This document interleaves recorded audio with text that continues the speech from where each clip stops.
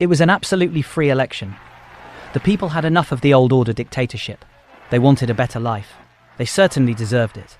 And Bosch told them he would give it to them. He would make a peaceful revolution, which would be an alternative, a democratic alternative, to the communist revolution that Castro had made in Cuba. But President Bosch had serious handicaps. No democratic traditions to build on. No experienced people to help him govern. He made serious political errors himself.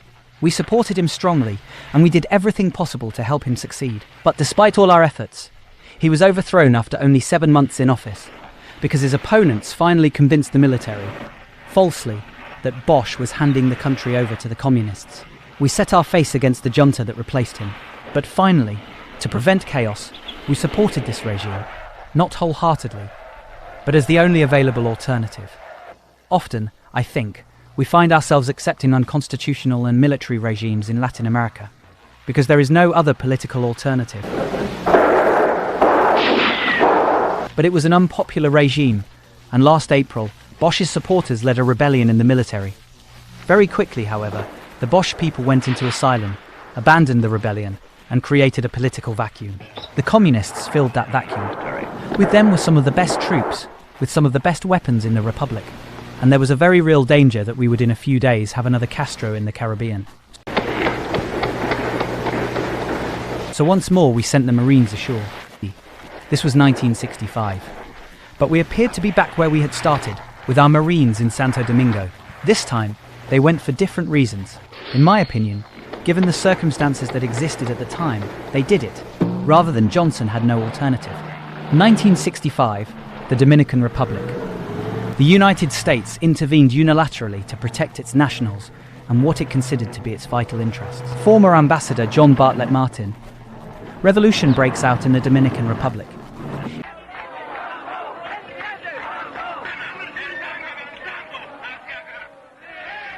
He was overthrown by the military in 1962. Now the rebels say they want Bosch returned to power and free elections.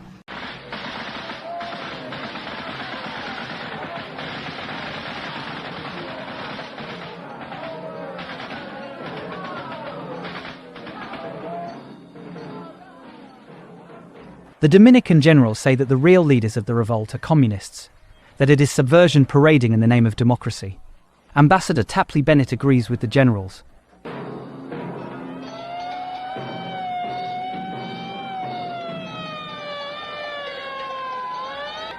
President Johnson orders in the Marines. They enforce an uneasy peace. Many of the people who applauded his vision of a great society now attack the president.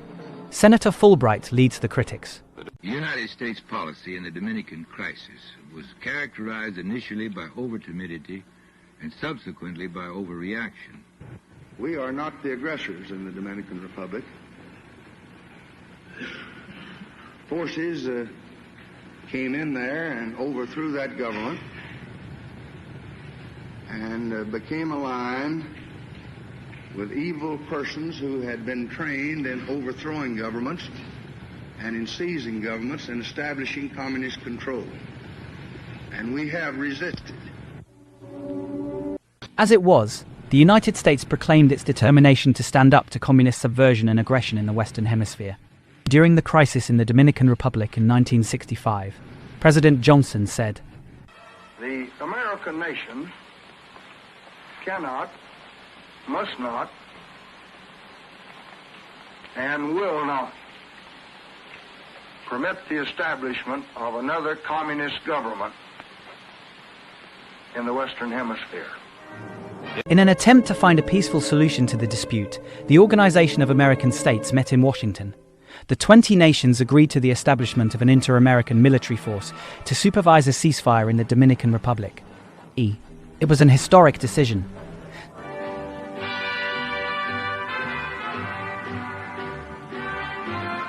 The countries of Latin America, acting in concert, had effected a settlement that restored peace and stability to the troubled island.